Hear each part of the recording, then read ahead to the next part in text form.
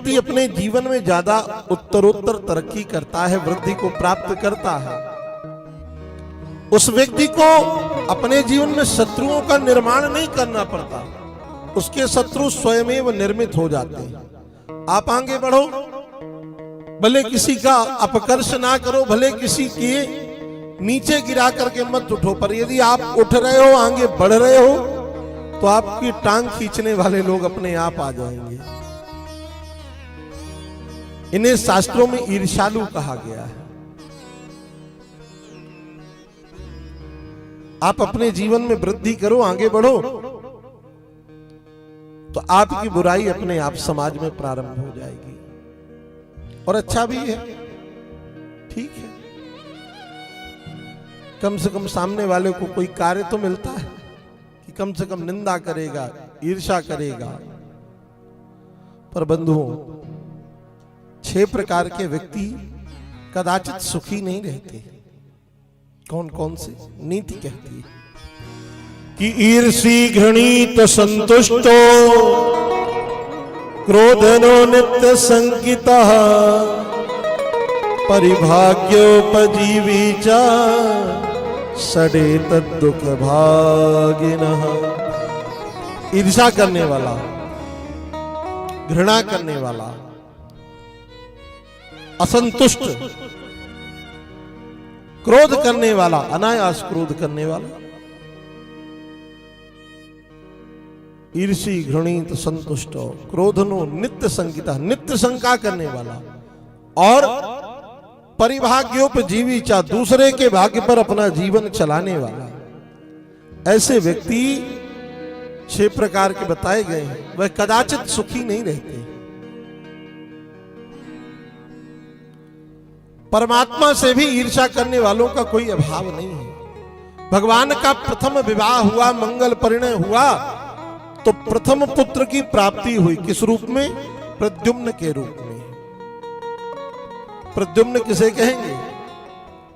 कहे प्रकृष्ट दुमन प्रकाश यस्य सः प्रद्युम्न। जिसने अपने जीवन में स्वयं के कर्मों के आधार पर अपने जीवन को प्रकाशित किया है, वह है प्रद्युम्न। भगवान के यहां प्रथम पुत्र का जन्म हुआ तो प्रसूति का गर्भ से, प्रसूति का ग्रह से बालक को चुरा कर ले गया। कौन? शंबरासुर नाम का दैत्य। केवल ईर्ष्या के कारण। और जब उस बालक को चुरा कर ले गया प्रद्युम्न को, तो आकाश मार्ग से उस बालक को समुद्र में छोड़ दिया। और जब समुद्र में छोड़ा तो उस बालक को मछली निगल गई।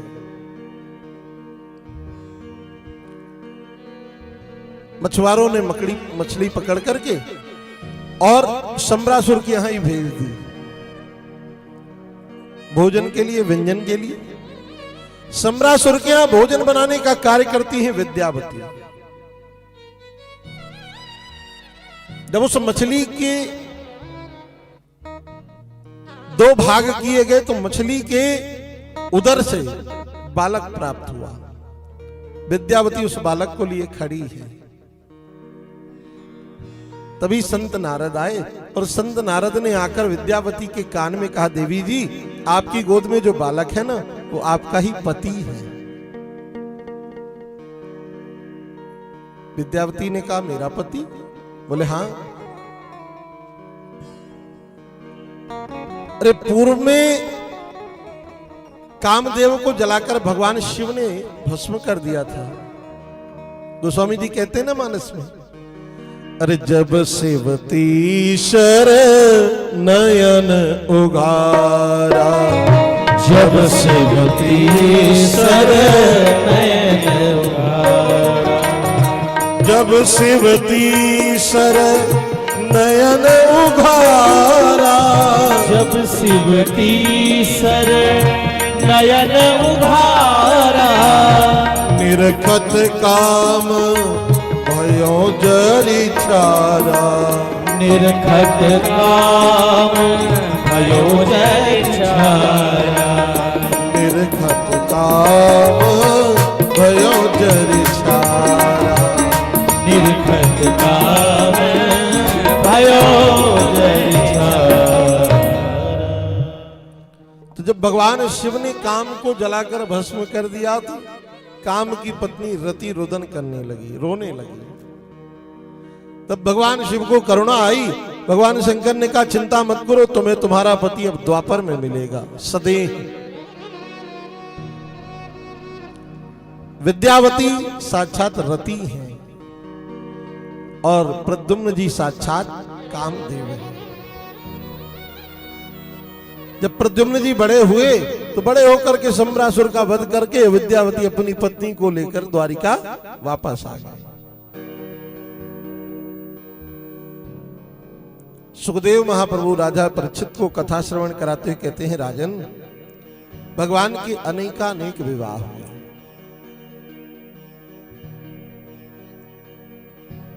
परीक्षित ने पूछा महाराज कृपा करके उन विवाहों का निरूपण करिए। सुखदेव जी कहते हैं एक बार की बात है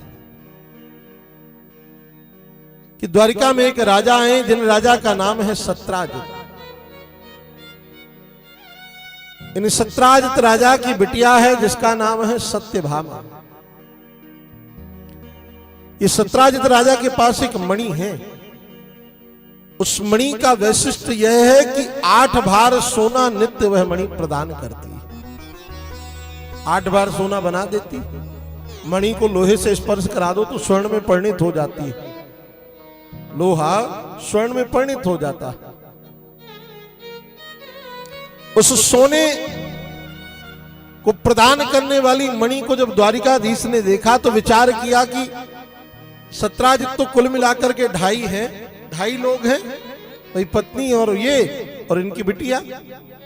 तो इतनी विशाल मणि जो इतना धन देने का कार्य करती है वह मणि तो द्वारिका के राजकोष में होनी चाहिए। किस लिए? जिससे धर्म बढ़ सके, प्रजा पालन हो। ठाकुर जी ने यदि कृपा करुणा करके खूब धन दिया है तो उस धन को धर्म कार्य में लगाना चाहिए, लोक हित में लगाना चाहिए। लोक हित में लगाना चाहिए। इसलिए भगवान द्वारिकाधीश ने सत्राजित राजा से निवेदन किया कि महाराज ये मणि हमें दे दो।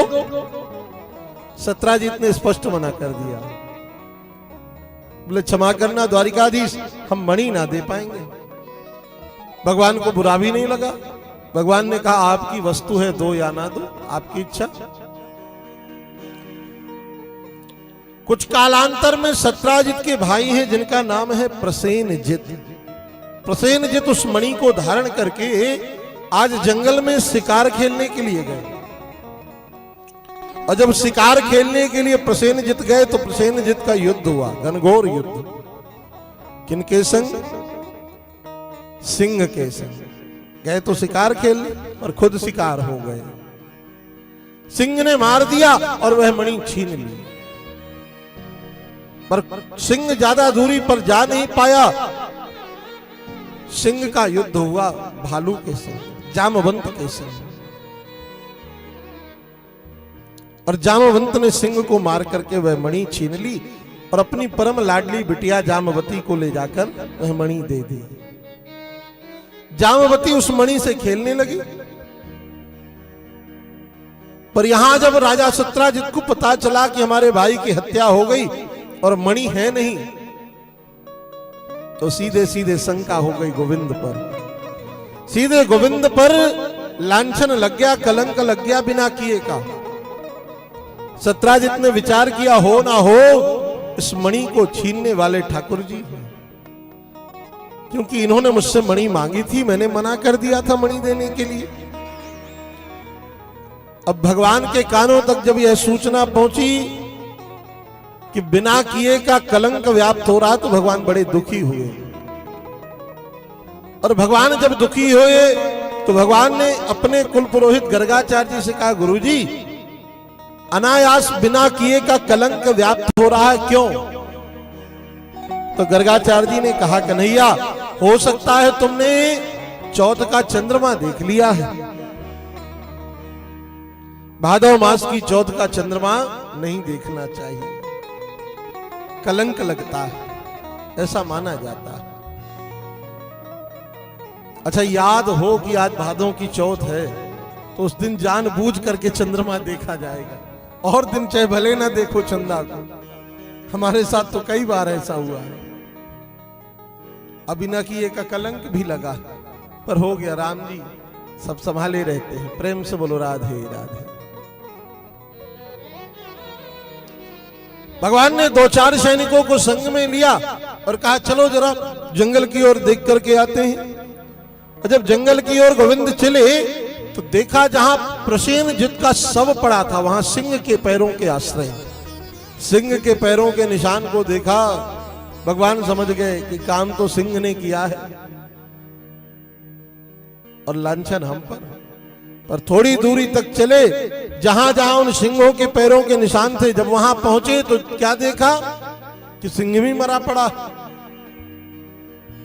और जब सिंह भी मरा पड़ा है तो वहां पर भालू के पैरों के निशान दिखाई दिए।